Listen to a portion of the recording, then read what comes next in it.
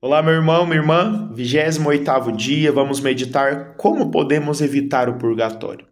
Então vamos trazer essa reflexão para a nossa vida, né? Principalmente que nós que estamos rezando todo esse mês pelas almas do purgatório, e nós? O que poderemos fazer? Sim, saberemos que com coração generoso, principalmente rezando pelas almas do purgatório, elas mesmas intercederão por nós, para que nós um dia não caiamos naquele fogo tão penoso, né? Nosso Senhor, Nossa Senhora vai cuidar de nós para que também alcancemos muitas indulgências, alcancemos um caminho de santidade, para que não precisemos desse fogo purificador.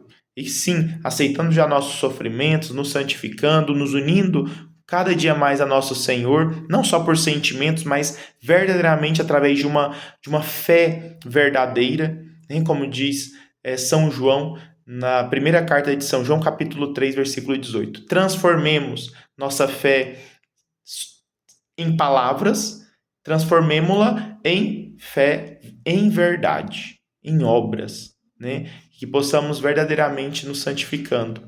E claro, nesse percurso nós precisamos fugir do purgatório, fugir de tudo que de algum modo desagrada a Deus, né? E que muitas vezes nós ainda alimentamos.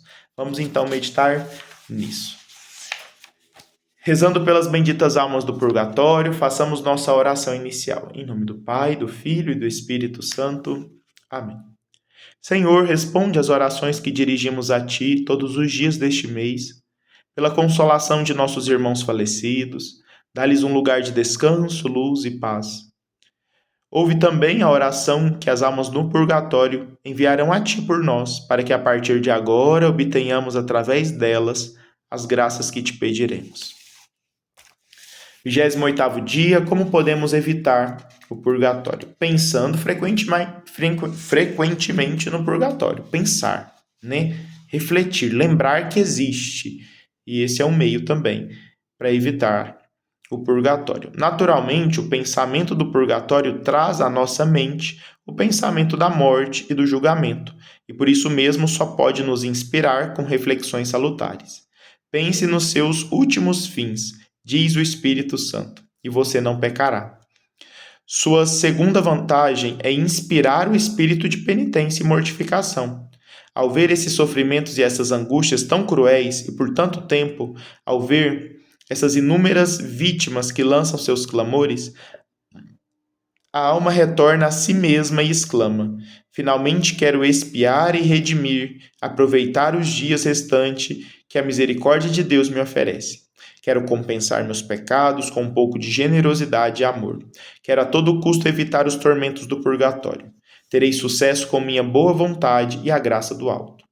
Se com a graça de Deus sempre mantivermos essa verdade diante dos olhos, será impossível para nós não nos tornarmos santos e grandes santos. O pensamento constante do purgatório eliminaria da nossa vida uma infinidade de pequenas falhas, nos inspiraria a praticar as virtudes mais sublimes, e em nossa última hora, adornada com méritos, nossa alma voaria para as mansões eternas, sem precisar ser purificada no purgatório. Orando frequentemente pelas almas do purgatório, nós também, claro, alcançaremos, evitaremos cair no purgatório. Os padres e médicos da igreja pensam que aqueles que estão profundamente interessados nas almas do purgatório escapam do purgatório ou não ficam lá por muito tempo. Porque, dizem eles, a marca mais infalível da predestinação é salvar almas, já que Deus prometeu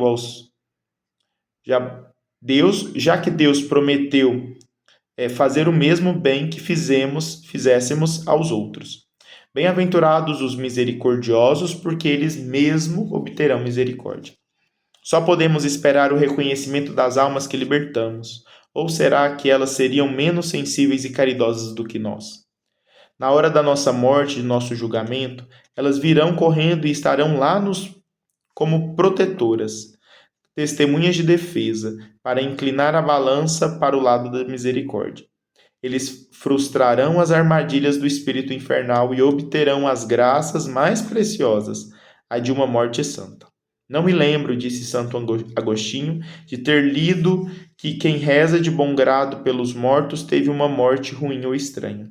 Essa é a maneira quase garantida de evitar os rigores do purgatório. Portanto, sigamos o conselho do Evangelho. Façamos amigos para que no momento de nossa morte, aqueles a quem tivermos aliviado nos apresentem nos tabernáculos eternos. Os nossos irmãos, os mortos, agora estão em necessidade, mas se os ajudarmos, eles aparecerão no céu e eles mesmos vão nos receber na porta. Vamos tirá-los do purgatório e eles nos impedirão de cair nele. Santa Catarina de Cortona relata que em sua morte todas as almas que ela ajudou a libertar vieram recebê-la em triunfo. Então, meus irmãos, para evitar o purgatório, é primeiro saber que existe um, né? Crer, é fé da igreja, crer que um dia poderemos cair lá. E claro, nesta vida, mudar nossas atitudes, nos converter para não cair nesse tempo de miséria após nossa morte, né? Nesse fogo eterno e um fogo expiador na caridade divina, né?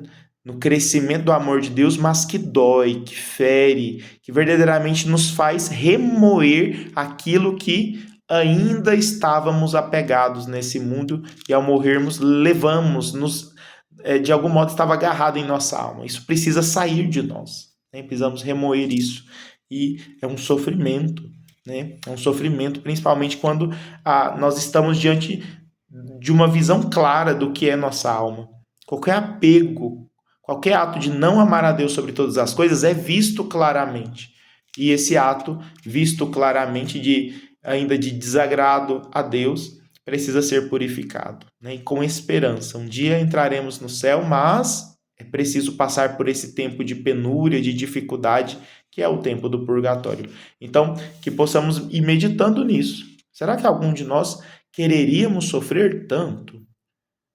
Mesmo que já passamos tantas dificuldades nessa vida, mas muitas vezes das dificuldades que Deus proporcionou, a gente deixou passar reclamando, deixou passar muitas vezes achando que não era para nós, mas em vez de abraçar a cruz e seguir Jesus, aceitar com paciência a dor, o sofrimento e, claro, buscar remédios, buscar tratamentos, buscar de algum modo consolo, mas com paz no coração.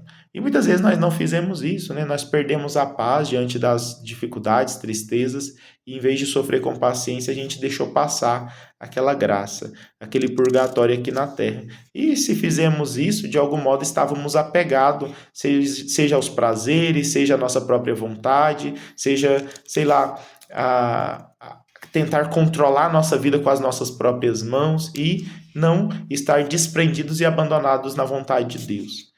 E se assim morremos, mesmo em estado de graça, unidos a Jesus, comungando, nós podemos sim ir para o purgatório. Será que algum de nós queremos esse percurso? Não. Nós temos aí as indulgências da igreja, que pode também nos ajudar, né?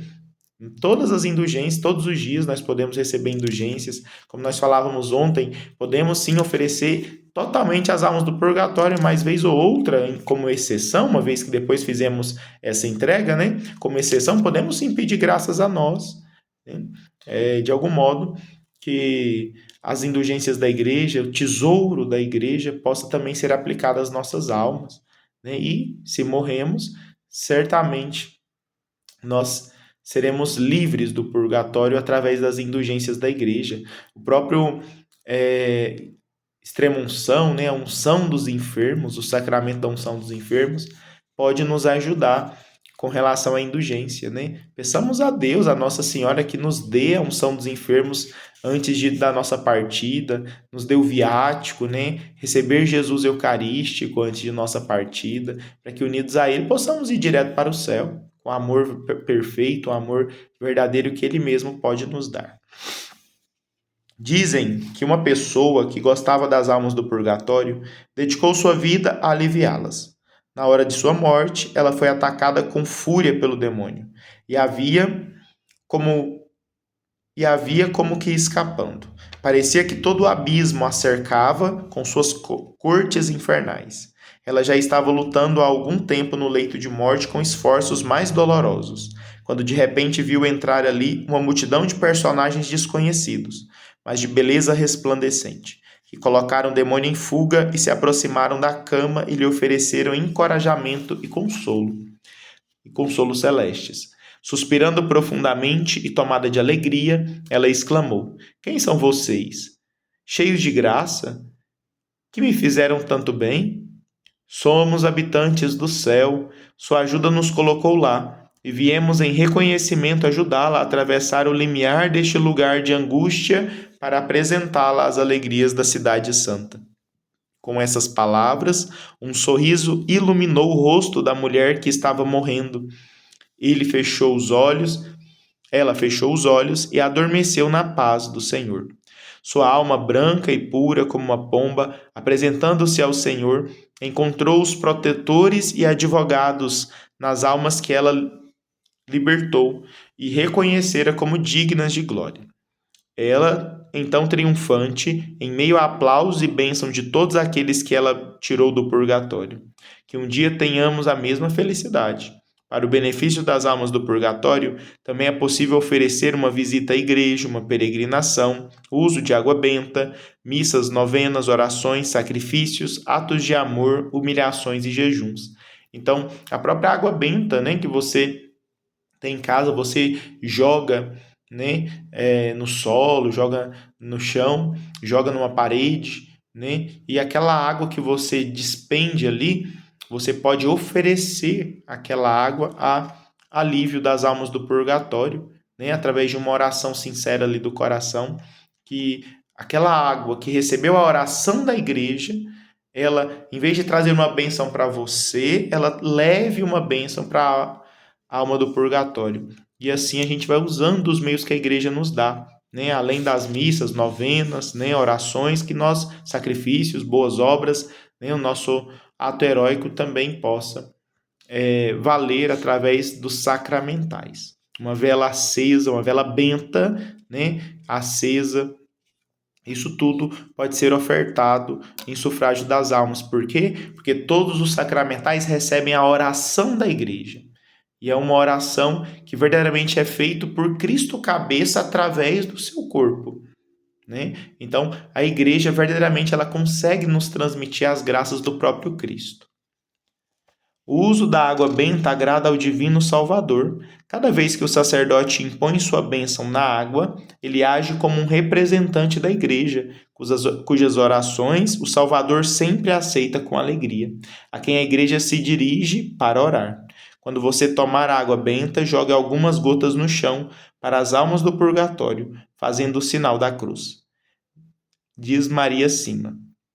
Então, Maria Sima, né, uma vidente das almas do purgatório, ela vai nos ensinar assim.